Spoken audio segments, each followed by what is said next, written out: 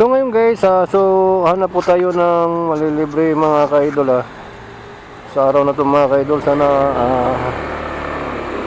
mayroon po tayong malilibre.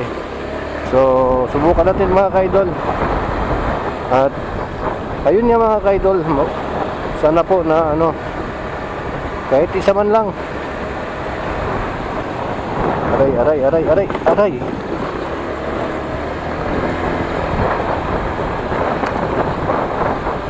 So kahit isa lang mga ka-idol, basta mayroon lang. Ayan o. Ang ganda mag-jogging dito mga ka-idol. Sa gabi po maraming nagja-jogging po dito. Ngayon mga ka-idol, ang nagpre-ride po dito sa Cebu po, dalawa na po. Tatlo. Maliban po sa akin mga ka-idol.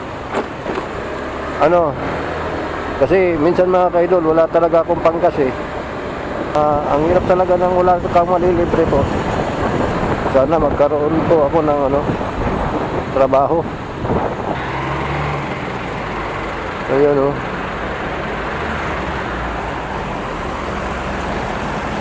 Kasi doon mga ka-idol, hindi masyadong ano bang tawag doon?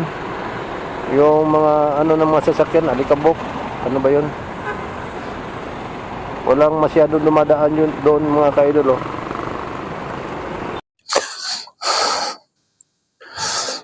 So magandang araw po sa inyo mga ka-idol. Mga ka-idol, nandito po tayo ngayon. Nagpa-relax muna mga ka-idol kasi sobra talagang init mga ka-idol. Kanina pa ko nagwardas-wardas mga ka-idol na naghahanap po tayo ng ating malilibre po, pero wala ho tayo nalilibre mga ka-idol dahil minsan makikita ko po dalawa sila tapos ayaw po sasakay mga ka-idol. Mayroon din mag-isa, hindi rin po sasakay. Pero hindi tayo mga ka-idol pawala ng pag-asa sa araw na to. Kailangan mayroon tayo malilibre po at maka-upload tayo sa ating mga video. So abangan nyo mga ka-idol at sana po mayroon tayong malilibre. So bye-bye. At pala sa mga sa ating mga kaibigan dyan na nag-aabang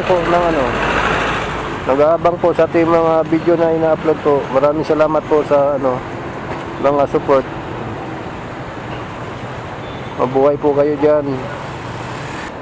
Kung may trabaho lang ako mga ka-idol, araw-araw sana ako araw-araw sana tayo maglilibre po.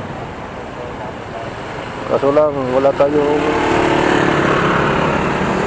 tayong trabaho mga ka-idol. Wala tayong panggas. Minsan lang po kung mabibigyan ako sa anak ko po ng panggas po. Ayun. Mabibigyan ako ng 100 pesos, minsan 150. Ayun, makaano ako mga ka-idol.